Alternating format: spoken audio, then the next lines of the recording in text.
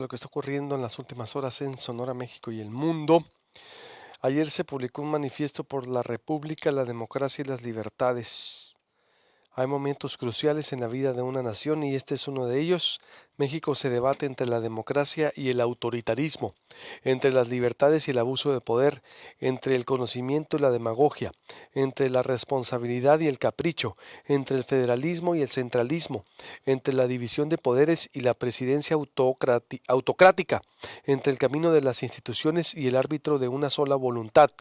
Toca a los ciudadanos inclinar la balanza. De ahí la importancia y la trascendencia del proceso electoral en curso. Y en síntesis, pues es un llamado a votar contra todo lo que sea Morena. ¿Cómo lo pudiéramos interpretar, doctor? Así se interpretó en las redes sociales, doctor José Antonio Crespo. Buenos días, bienvenido. ¿Usted es uno de los firmantes, doctor? Buenos Sí, días. sí, ahí estoy. Y lo que hemos visto muchos, de los firmantes y muchos otros que no están ahí firmando, es que queremos que haya un contrapeso en el Congreso. Es decir, al margen de cómo la gente vote para gubernatura, pues según los candidatos, ahí pueden ser criterios distintos, ahí te puede gustar un candidato Morena, aunque en principio no estés tan conforme con el gobierno de López Obrador, pero que digas, es el candidato de Morena convence más que los otros. Pero aquí estamos hablando básicamente para el Congreso Federal, es decir, poner ahí un contrapeso, quitar la mayoría por lo menos calificada al gobierno. ¿Por qué? Porque no nos gusta cómo se están manejando las cosas, es evidente. A quienes les parezca que las cosas van muy bien, pues obviamente votan por Morena. El comunicado está dirigido no a los obradoristas, evidentemente, sino a aquellos que no están conformes con lo que está pasando, que les parece que los resultados no son los adecuados, que se decepcionaron habiendo votado por López Obrador de su gobierno, de las cosas que está haciendo, que no les gustan los ataques a las instituciones autónomas. Vemos cómo dejaron ya inutilizada la Comisión Nacional de Derechos Humanos, es como si no existiera prácticamente. Los ataques a otras instituciones, la desaparición del INE, pero el de educación, con doble E, que es el que hacía una valoración de la educación, pero independiente del propio gobierno o del propio sindicato, lo desapareció López Obrador. Ha ido colonizando otras instituciones con gente de él, que le son, como la Comisión Nacional de Derechos Humanos también, que le son leales.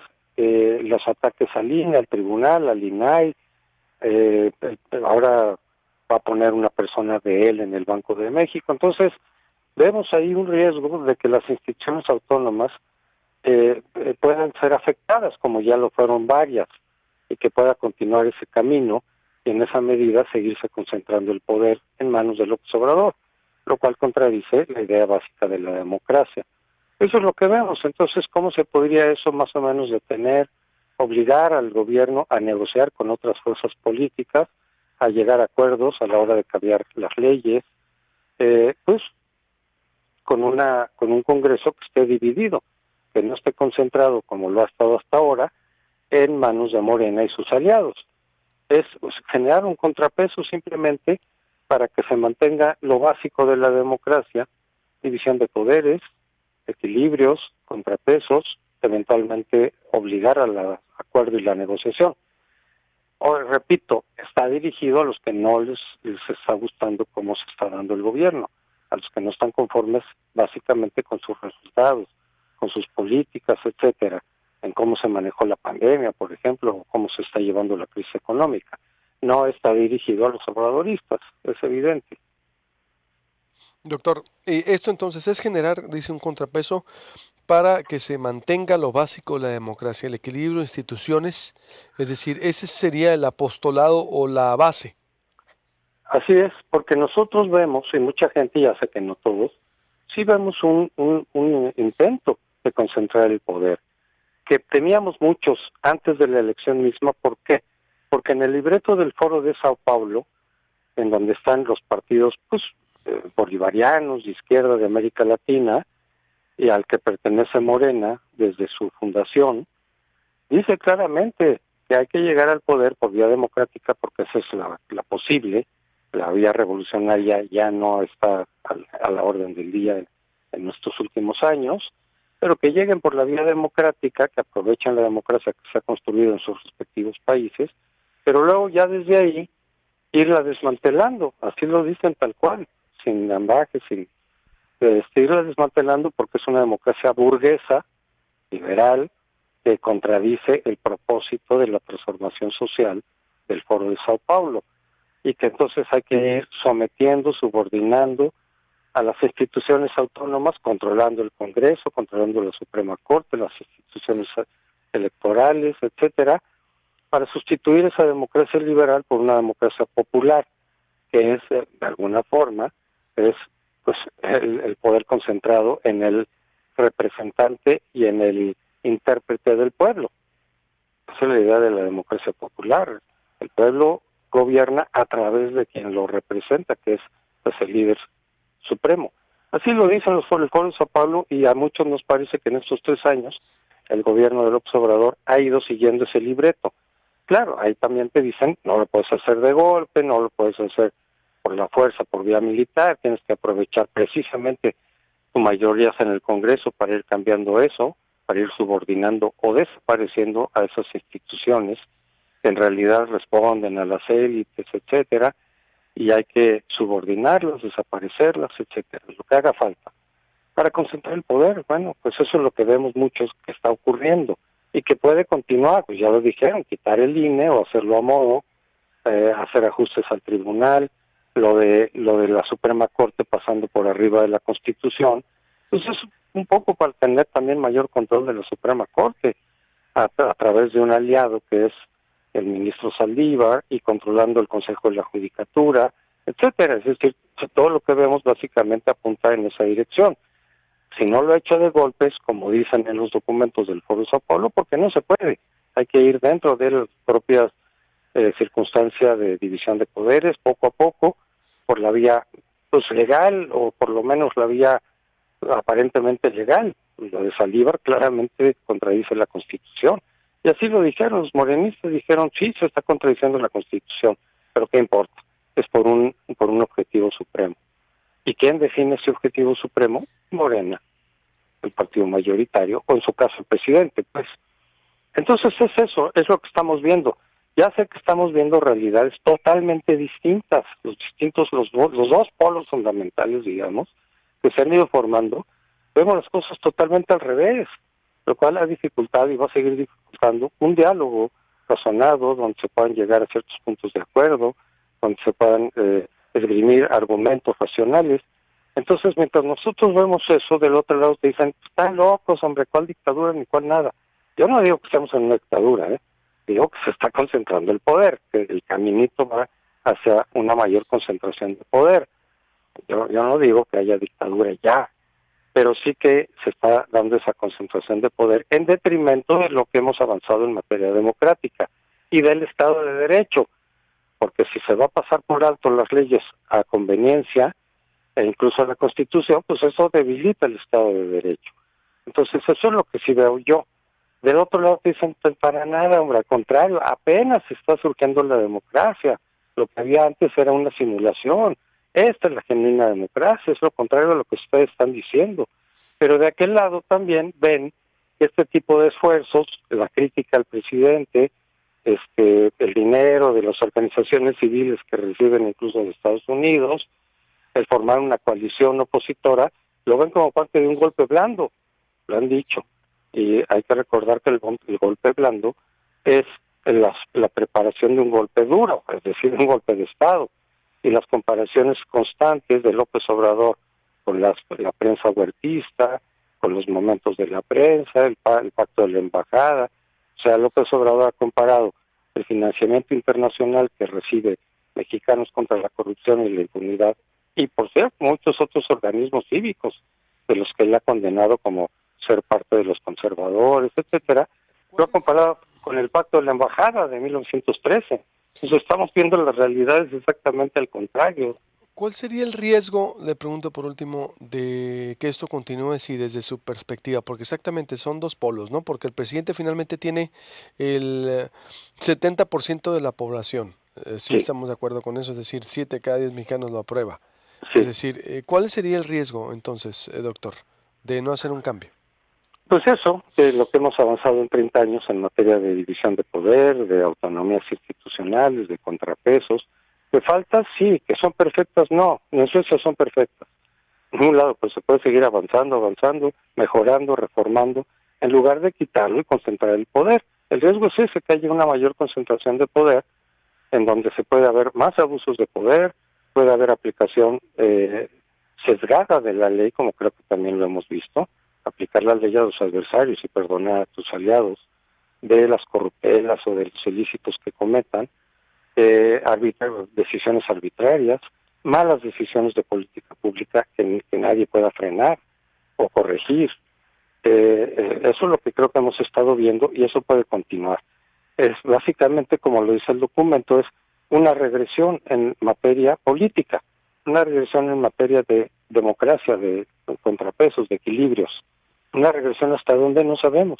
Pero si ya vimos algo de eso en esta primera mitad del gobierno, pues probablemente podríamos continuar viendo ese camino con otras instituciones, Doctor, como el INE. tengo que hacer un corte y le tengo que hacer una última pregunta. ¿Me permite? ¿Vuelvo con Sí, usted? claro, Sí. sí, sí.